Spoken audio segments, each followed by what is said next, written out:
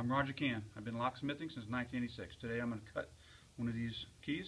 They're Tubular 137s. First thing we do, we scuff off the chrome plating with a really fine file. Scuffed it off. We've already deciphered this key using a decipher block, and I'm going to cut it on the hurdy-gurdy 137 cutter. First cuts will be a 1. Slide the key on. Cut the key. Go to the next depth. That's a 1. Cut that one. Next depth I have is a 3. It could be any number, whatever you decide is your key. Slide it on. Each one you have to cut one at a time. And I go deeper with every cut.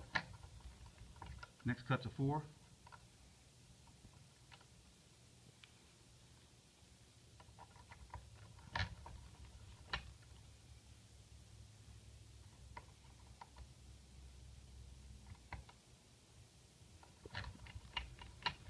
Last cut's a 6. This will be 7 cuts that I've cut already. This will be 3. 1, 2, 3.